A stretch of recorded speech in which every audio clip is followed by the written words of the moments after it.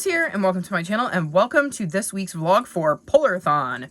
So this is a readathon hosted by Jade. I will link her channel and the announcement video in the description below, and I'll pop the announcement video in whichever corner the little eye comes up, because Jade is using this readathon to raise money for the polar bears, and even though you will be seeing this after the fact, I believe that it's the same page that has been open for years. So the money goes directly to the charity. It never sees Jade, but it's a really amazing cause that she does, that it's a fundraiser for the polar bears. So I think that's really, really cool. This year I'm going to be on Team Reindeer, which means my bonus prompt is to read books with the letter S on the title.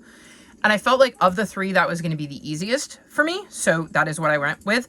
I also really like Reindeer because I have Donner and Blitzen.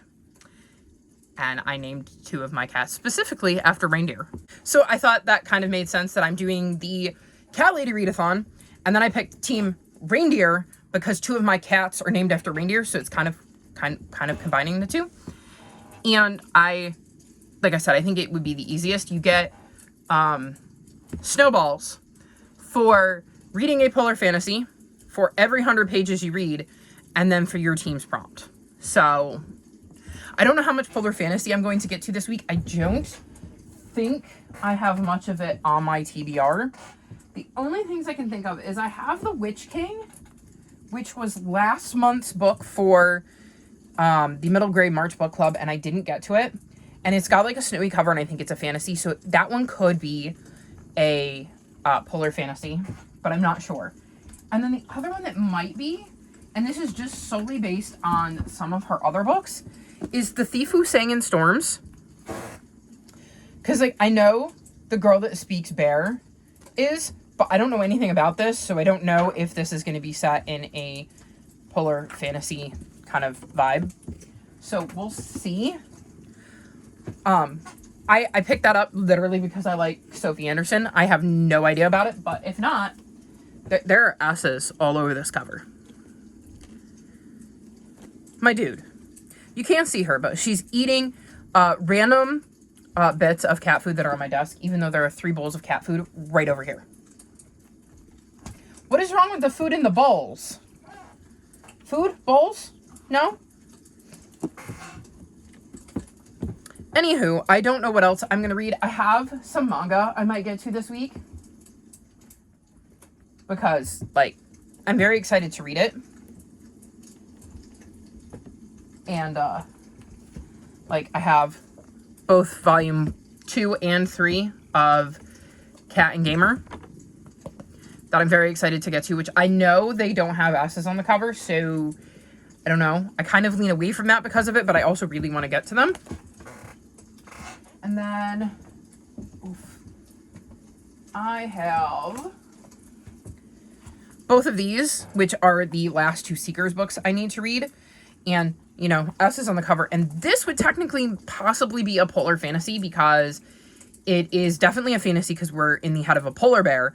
And it's about polar bears. And this readathon is to help the polar bears.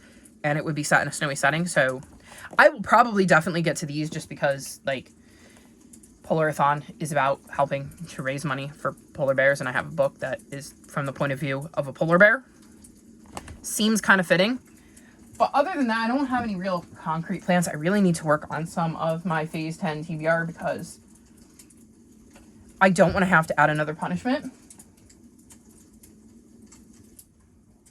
I really, really don't. So, and I believe I can either add a reward to the board if I succeed or remove a punishment. If not, I think I'm going to make that a new rule of kind of like when I finish a phase, I can add a reward or get rid of a punishment, because I think I want to get rid of that punishment. So I really, really need to work on my TBR. So I think that's kind of my plan. I'm not actually in the midst of any carryover books from last week. I do have a couple of books from January.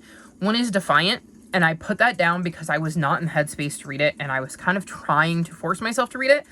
And I got about halfway through, and I was enjoying it, but, I'm waiting for the mood to hit me to pick it back up. And then the other is, where is it? 15 Secrets to Survival, and I don't know. We'll see if I pick this back up. It's not really calling to me, and I wasn't necessarily loving the bit that I did read. So I may end up DNFing that because I'm trying to be better about that and not forcing myself to read books that I'm not enjoying. So we'll see. Like I said, no concrete plans, just trying to read some fun books with some S's on the cover and get through some of my TBR. But yeah, I think that's all for this update, and I will try to check back in with you soon when I have actually read some stuff and can tell you what I'm thinking about whatever it is I read.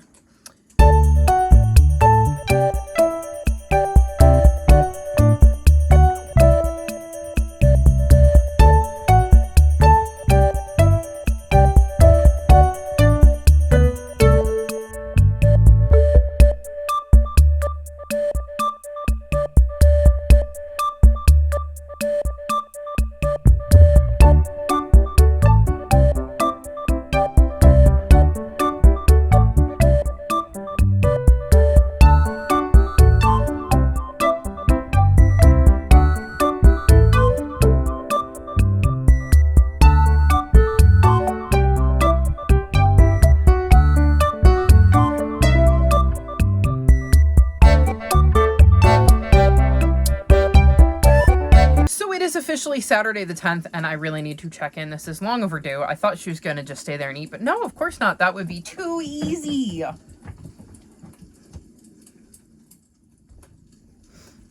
I've actually had a really good reading week. I've been really into reading. I think I haven't had a great week mental health wise, and I tend to lose myself in reading when that happens. It's also been a very bad allergy week because it got warm here. Cielo, you're blocking the camera. Literally, I wish you could see. I set this up and I looked at the camera before I started addressing you guys and looked at the bed and I went, how long do you think it's going to take before she comes over here and helps me film? And her little ears perked up and she went, meow. I was like, oh, you know what I'm saying, don't you? I've been over here farting around on my computer for like an hour now, and she's been over there sleeping, and she just sneezed in my face. That was disgusting. Cielo? Okay, I can add that to the list of things I need to go do. Wash my face off. Anywho, I'm going to run you through the books I've read. Hopefully she'll stay over there. I doubt it. And, yeah.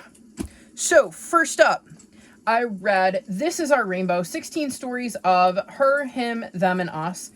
And this is a book that has, let me see if there's a table of contents. 1, 2, 3, 4, 5, 6, 7, 8, 9, 10, 11, 12, 13, 14, 15, 16. 16 stories in it. A couple of them are graphic novels, which I thought was really interesting, especially listening to the audiobook because it was a completely different experience listening to the audiobook for a graphic novel. They're by different authors, some of which I've heard of, like Ashley Herring Blake or Alex Gino, Claribel A. Ortega, and others that I didn't, such as Eric Bell, Lisa Bunker, and Marco Shiro. So I like that it had a mixture of authors I know and like and authors I had never heard of before because it exposed me to some new authors. I definitely have checked in to all of them because this got 4.5 stars and I really enjoyed this. There were a few I didn't love, like individually there were definitely ones that got 5 stars, but there were a few that didn't quite hit that 5-star mark, so it had a 4.5. I really liked the eclectic nature of the story because you had a lot of different genres too. It wasn't just nonfiction or fantasy or graphic novels. Like it really spanned a lot of different genres. I actually think that AJ Sass and Nicole Melleby, who wrote a book together called Camp Quilt Bag, their little short stories, I'm pretty sure, follow the 2 characters they wrote about for their book that they wrote together.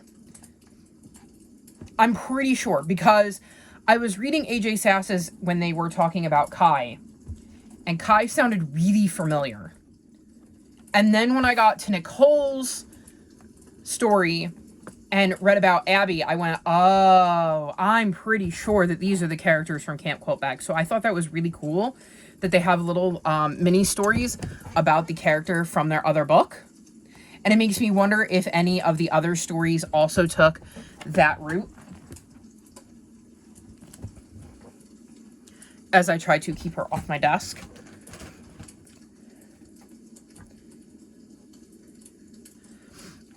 Do I have any? I did have some cat treats in here. I'm trying to find the cat treats in the hopes that if I find them and give her a few, she'll leave me alone. And oh, I found them. Here, I got a few left. You want them?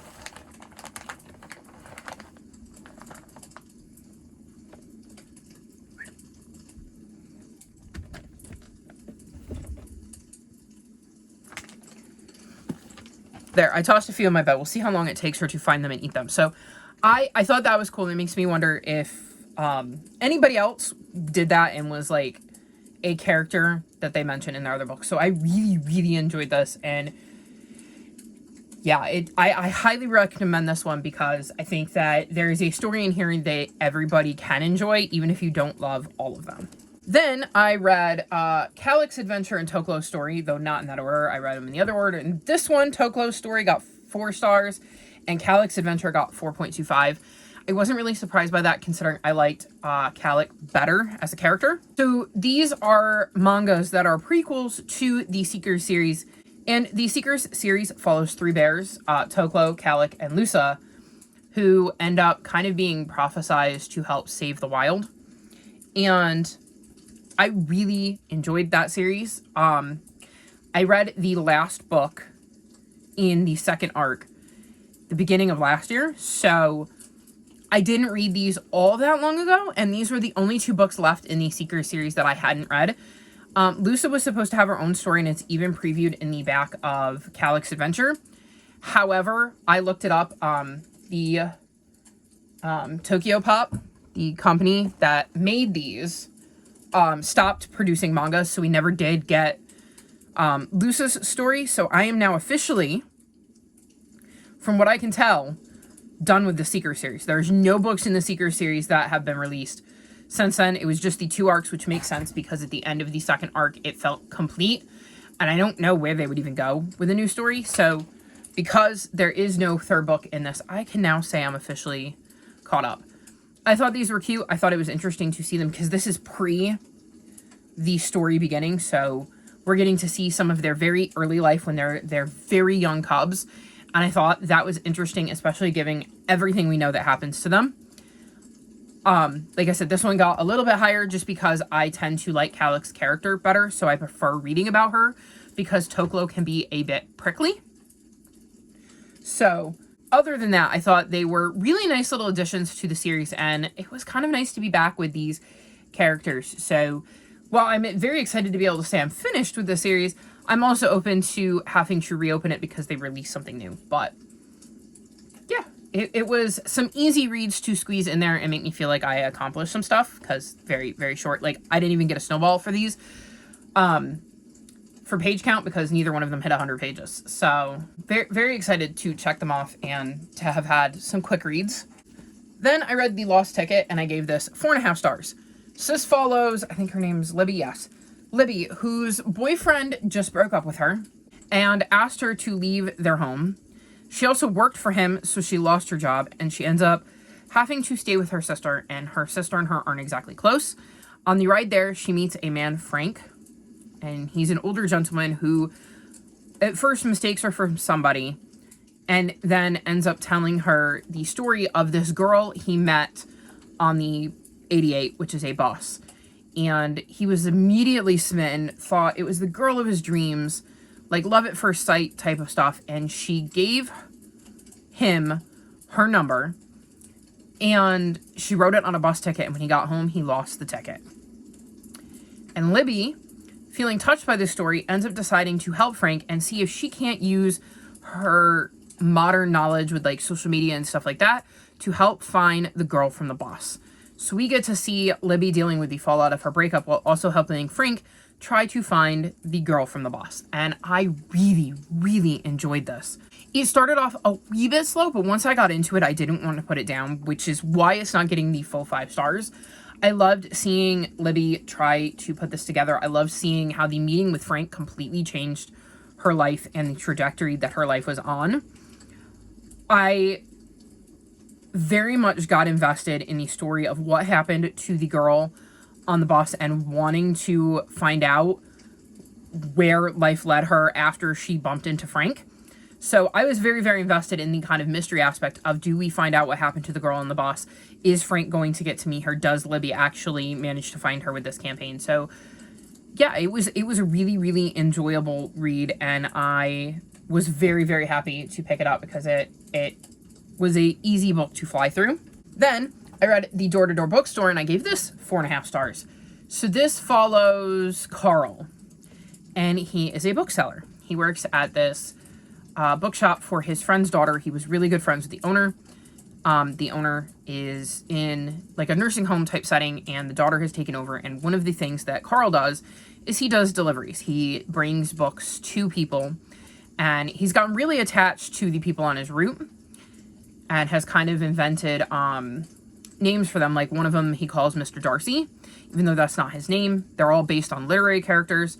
And one day, I think she's 12, a 12-year-old girl shows up and starts accompanying him on his route because she's been watching him do this and is curious where he goes and about the people that he meets. And we get to see how this little girl brings Carl closer to the people on his route and causes him to get to know them better, and really forms a bond with this little girl who is very bright and curious. And I really enjoyed this. This was another one that started off a little slow, but once I got into it, I didn't want to put it down. I was very intrigued by each of these customers and why they wanted the books that they wanted, and learning more about them because of, what is her name? It's like Sashka? Something like that. It's Schascha. So Sashka. And Sashka is so important to Carl, kind of expanding his world and breaking him out of the little routine he's kind of found himself in, because she really does challenge him. And I just thought it was this really amazing story of getting to see the growth between Carl, the relationship between Carl and Sashka. And she's back. She was taking a bath. Ooh, maybe she's gonna eat. No? Dang. It was such an intriguing book, and seeing, like I said, more about the people on his route and the way that Sashka viewed them versus the way that he viewed them was interesting as well. And I just really, really got into this one, and it was the right book at the right time too. It was very much what I wanted to be reading, so that quite helped. I'm trying to stop her from knocking into my camera. You're so helpful. So this is another one I would highly recommend if it sounds interesting, because I had a really good time with it. Then I read A Cat Cafe Christmas, which was not at all what I wanted to be reading in February because it was Christmas, but I took it out from the library and it came in after Christmas, so, well, I was never going to read it at Christmas time, now was I? And this one also got 4.5 stars. I was on a bit of a roll. And in this one, we're following Kara, who is a vet who owns a cat cafe with one of her friends, and hopes to open like an on-site vet clinic in the back room of this cafe for like lower income families. And she ends up meeting Ben, who is a marketing guru. And I believe Ben wrote a piece on the cat cafe, and Kara has a lot of anxiety. So she shows up to work one day and there's this giant line, and she meets Ben, and they get off on the wrong foot because Kara's not happy about all of the customers, because she, like I said, has anxiety and would have to work the front today because one of their other employees is out. And so she and Ben get into a conversation where they rub each other a little bit wrong. But then Ben, who is renovating his house, finds a kitten in the house and ends up bringing it to Kara. And they unfortunately don't have any other fosters, so even though he's not a pet person at all, he ends up fostering this cat until she can find a place to foster it until they can take care of it. And it's right before the holidays, so that's a little bit harder than they anticipate, and we kind of see their relationship develop from there, starting with this kitten essentially, that he finds. I really, really like this. Obviously, a romance develops between the two of them. And on That Is My Arm, I Am Not a Chew Toy. You are a pain in the butt tonight. Pain in the butt. Go over here. I'm not letting you chew on me. We've had this conversation before. If I hadn't been wearing a sweater, she might have broken the skin. I will say with her, I don't think she's meaning to do it, but I think sometimes just based on the way she's doing it, I almost think that she's trying to nurse. As weird as that sounds. We had brought her in from outside. She was born under my neighbor's shed. And then they were doing work on the back of their house, which was by the shed. And one night, their mama cat brought them across the street in under our porch. And then eventually we caught the kittens, but I think she was weaned a little bit too early. Like, I don't think that mama would have weaned them at that point. But we got her fixed because they're strays. And we ended up finding homes for all the kittens we kept too. Her and Blitzy. And I think that sometimes when she does that, she's trying to knead because she'll be going, or nurse. Because when she's doing that, she's also kneading, which is what cats do when they're trying to get milk from their moms. So I think it might have something to do with the fact that she was maybe weaned a little too early, but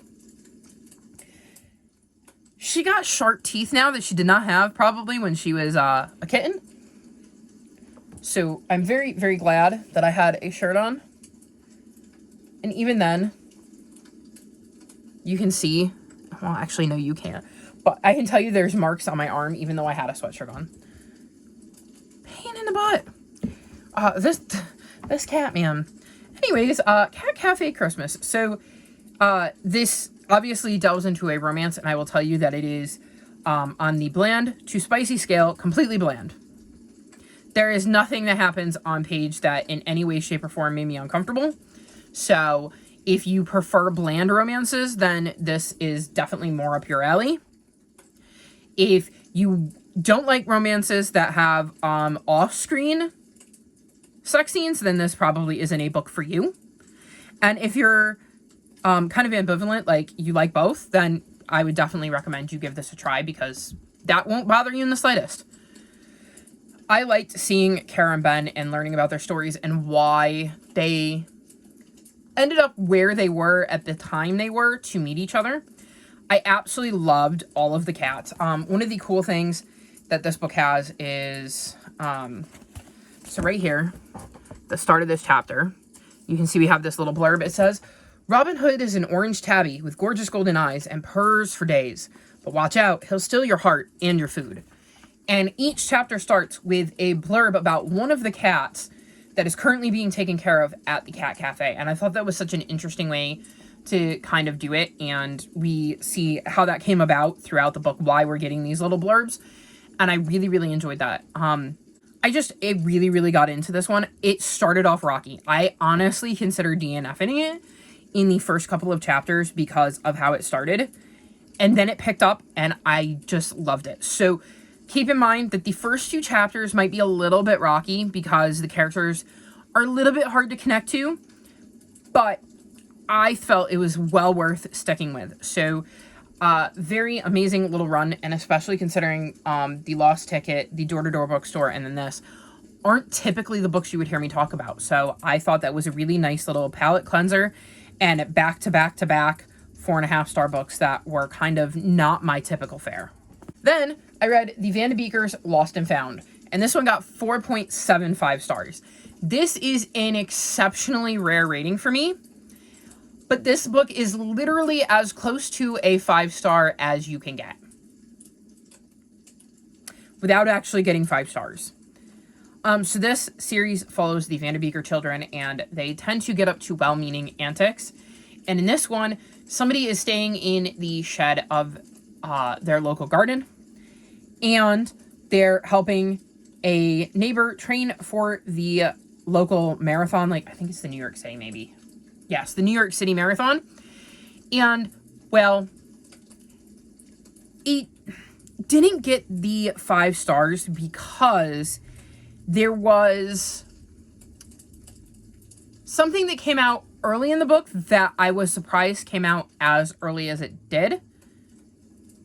And I think I would have enjoyed the book more had it come out later.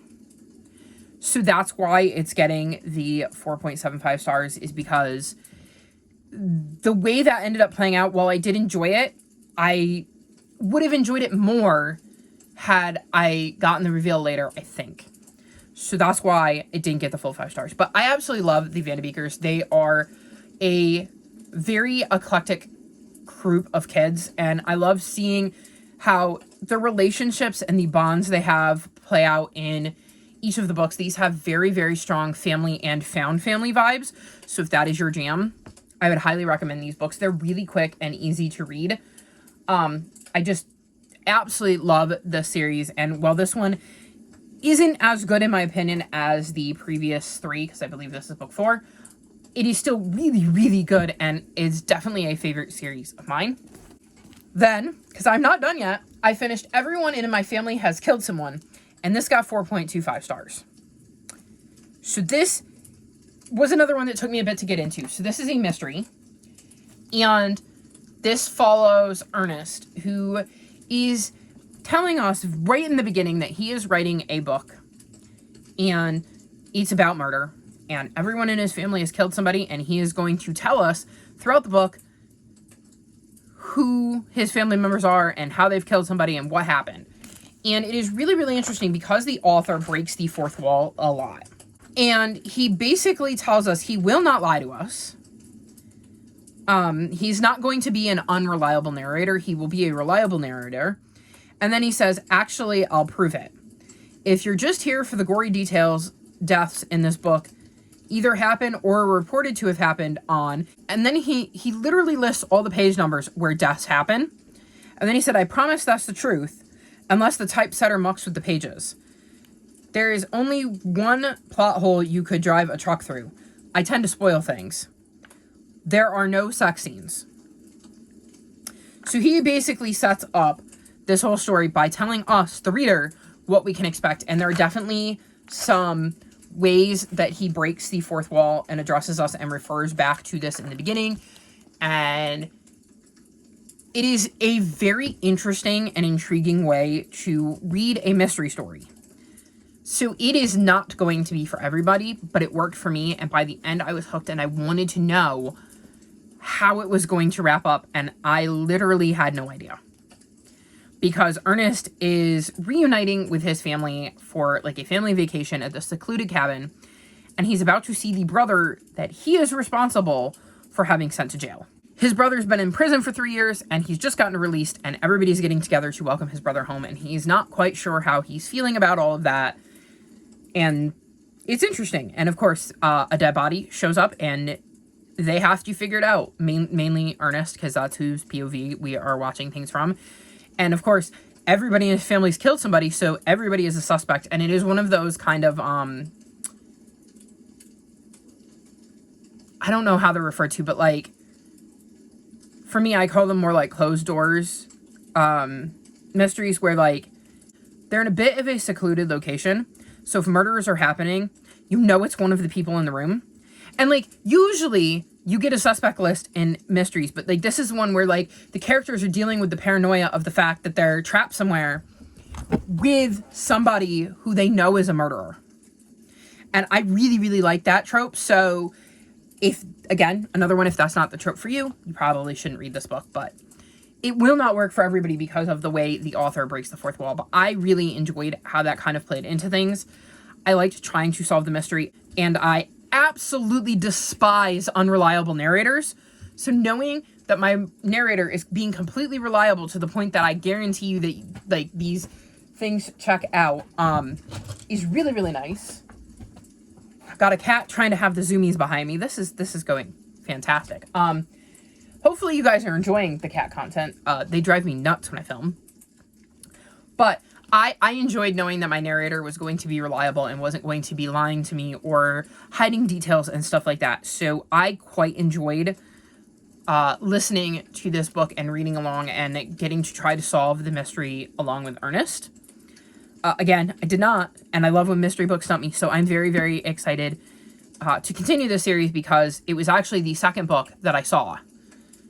And I liked it. I believe it's called Everybody on This Train is a Suspect. And the title gave me that closed door mystery vibe of, by saying everybody on this train is a suspect, I'm assuming there's going to be a murder on the train, and everybody on the train is going to be a suspect because it has to be one of them. And then I realized it was a part of a series, so I had to read the first one, and I definitely will be reading the second one, hopefully this year. I'm trying to get better about starting series and then continuing to read the next books in the series relatively soon afterwards, so we'll see how that goes. But I quite enjoyed this, and it was different, and it really did click for me. I'm still not done. The last book I finished is Bake, Borrow, and Steal. And this is, I believe, the 14th book in the Bake Shop Mystery series, and I gave this 4 stars. This follows Jules, who has moved back home to help her mom run a bakery after having a falling out with her husband, and they're now estranged. They had worked on a cruise ship in the kitchen area, and now she's back home to help her mom with this bakery, and ends up becoming a very important part of the bakery in the community and solves mysteries. In this one, she's making a feast for a new museum exhibit that is authentic to the Elizabethan era. And the reason they're doing this is because they'll be unveiling the Bard, so Shakespeare's lost manuscript for the Double Falsehood. On the evening of this unveiling, the manuscript goes missing, and the security guard that was supposed to be guarding the manuscript ends up dead. So now Jules is trying to figure out whether the two things are connected or separate. Is there more going on than just the heist? And like every mystery Jules is ever in, she gets involved when she probably should just stay out of it. I thought this one was intriguing. I liked some of the background stuff more.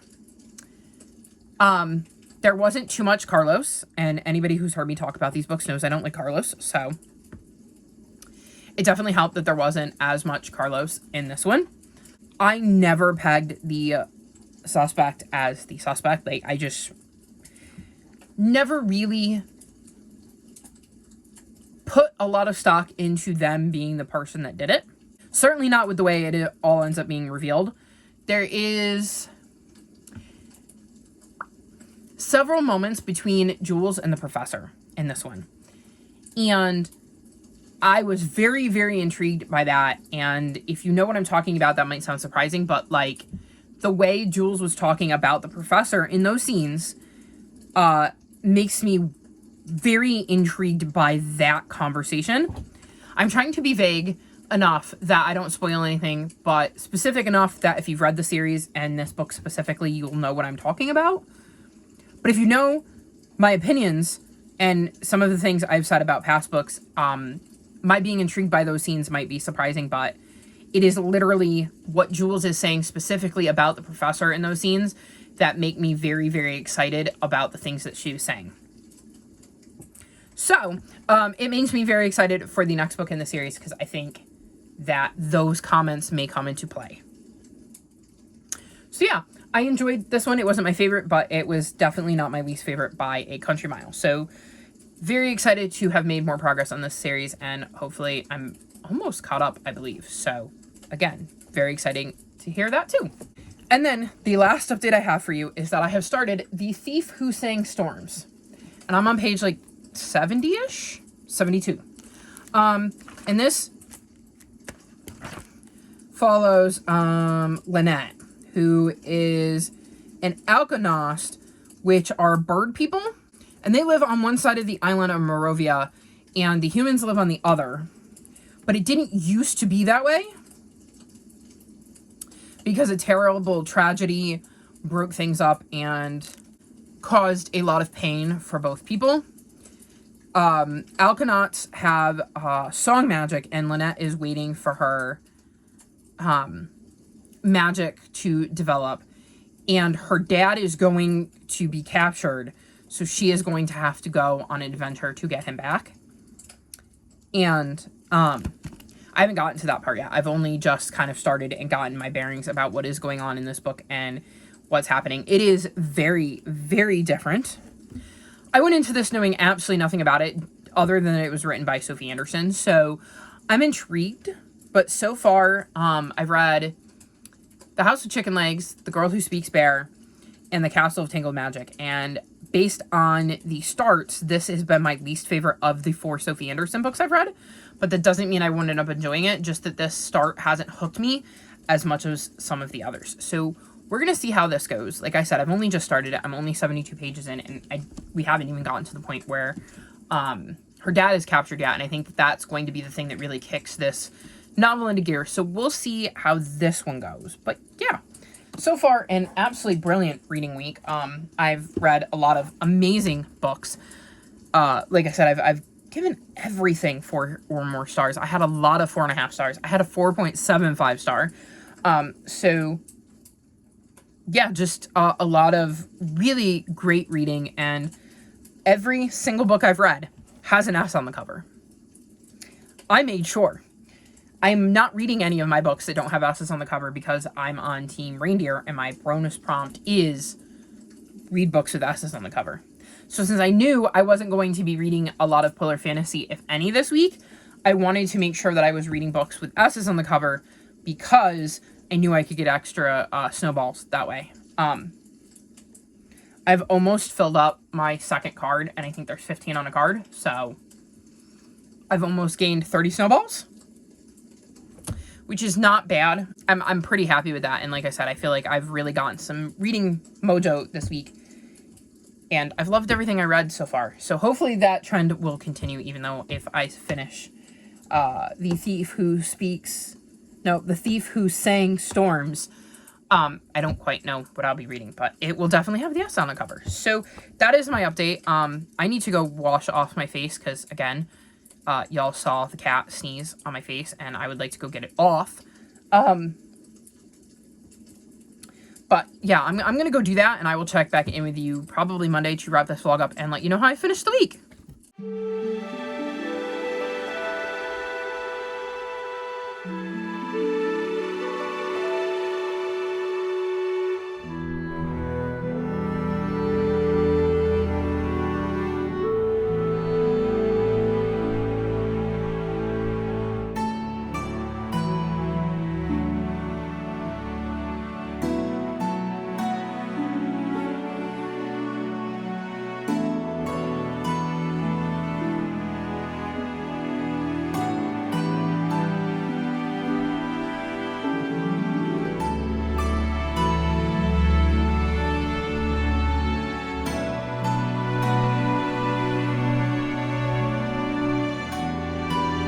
So it is officially Monday, which means it's time to wrap this vlog up. Today has been a very, very long day, and here comes Cielo. The moment I start talking to y'all. You jealous?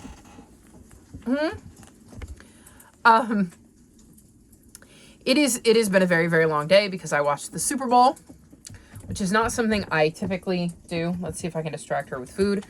Well, I mean, I usually watch some of the Super Bowl, but I don't normally sit out there and watch the whole dang thing. And I certainly don't usually watch football games all the way through during the season, mainly because noise. It's loud. But I knew it was going to be loud, so I just said, what the heck, and went out and watched it. I did a puzzle while I was watching the game, and I'm very, very low on spoons, so we're going to try to make this quick. I managed to finish 2 more books. The first is The Thief Who Sang Storms. I ended up giving this 4.25 stars. I think this is my least favorite of the Sophie Anderson books I've read. It took me a little bit to connect with our main character and really get into the groove and enjoy the story. But I did eventually click with it. I thought that our main character, Lynette, was interesting because She was trying so hard to take care of her dad after her mom died and figure out a way to kind of make things better. And her best intentions didn't always go to plan. She's so helpful, y'all. So she is a very, very interesting character, and it is interesting seeing the lessons that she learns throughout this story. One of the cool things about Sophie Anderson's books is that they're all standalones, but they're all connected.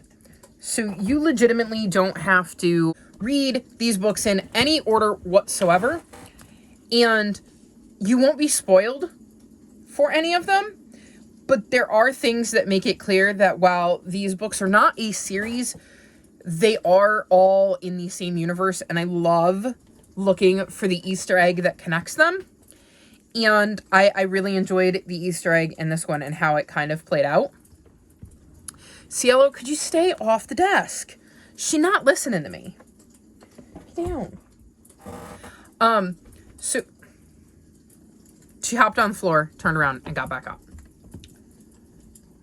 Could you just chill?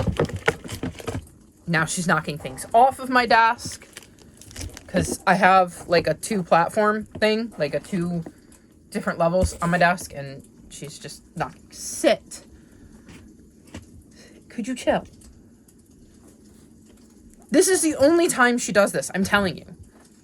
The only time this cat gets like this with me is when I'm filming. She'll come over for attention and stuff, but she doesn't get like this.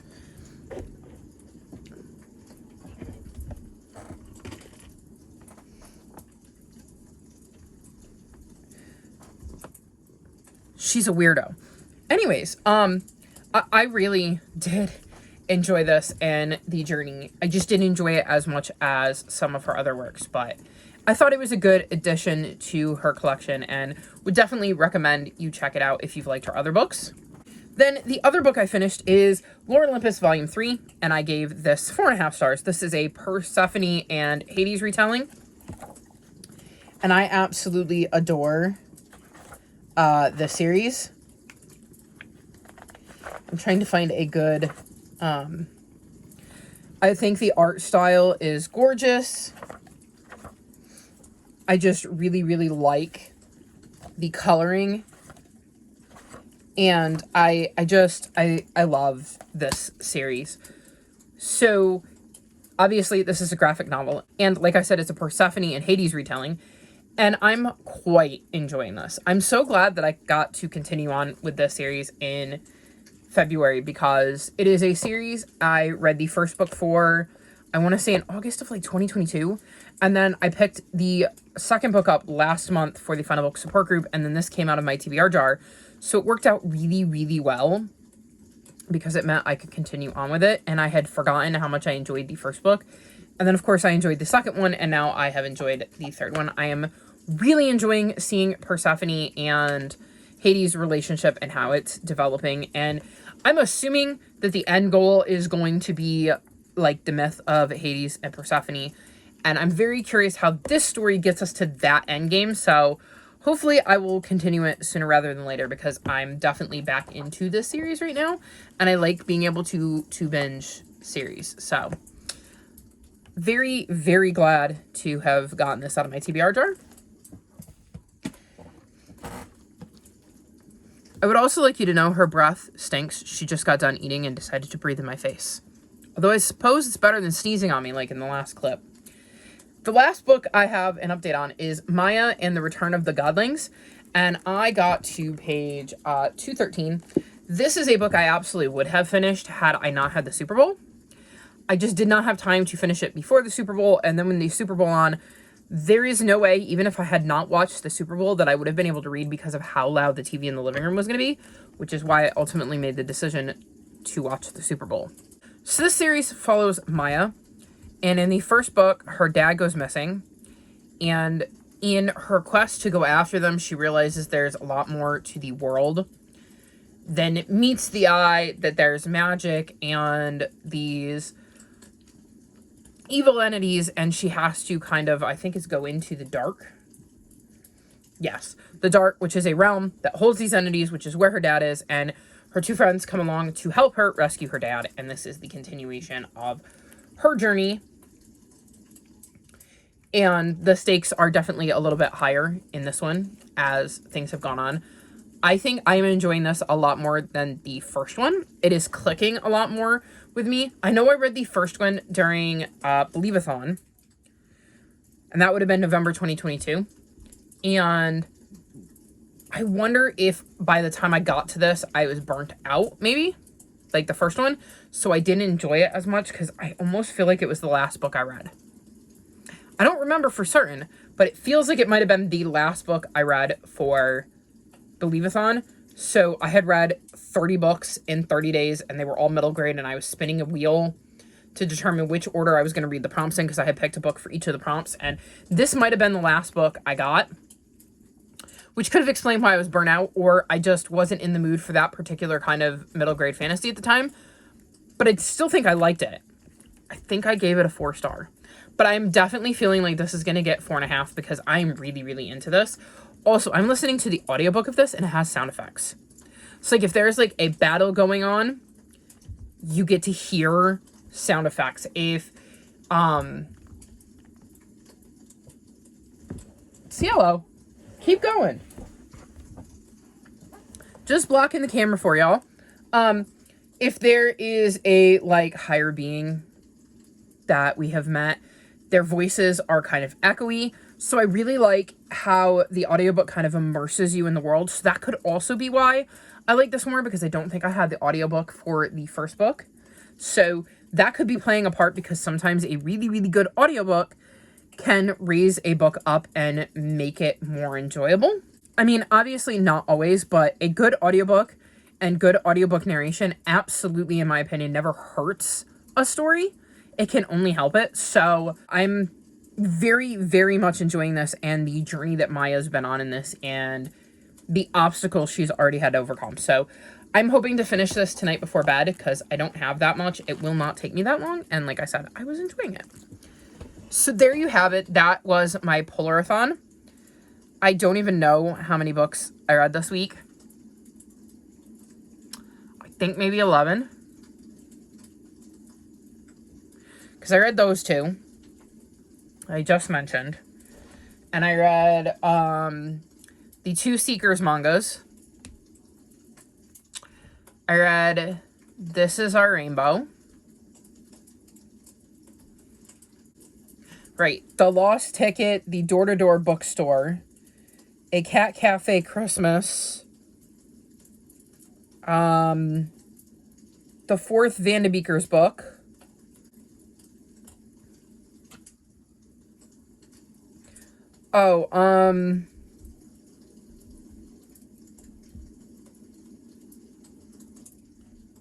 Bake, Borrow, and Steal,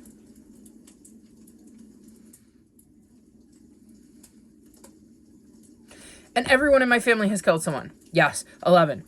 That took me way too long, but it's been a long week, and like I said, I'm very much out of spoon. So 11 books in 1 week is really, really good, especially considering I've been a wee bit slumpy, it feels like, lately. So very, very happy with that. I believe my final total was 36 snowballs for Team Reindeer.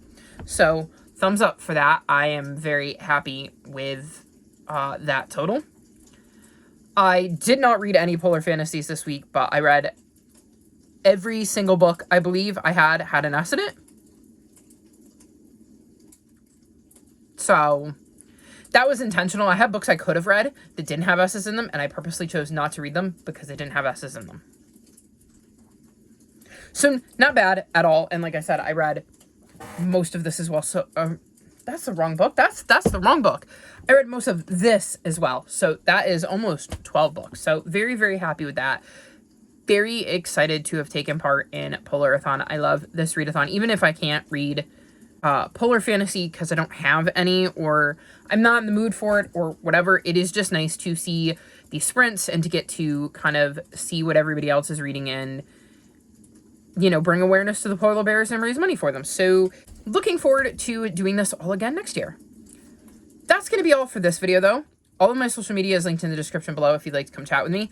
If you've made it this far in the video, leave me reindeer emojis in honor of Team Reindeer. Like this video and subscribe to my channel, and I'll talk to you next time. Bye!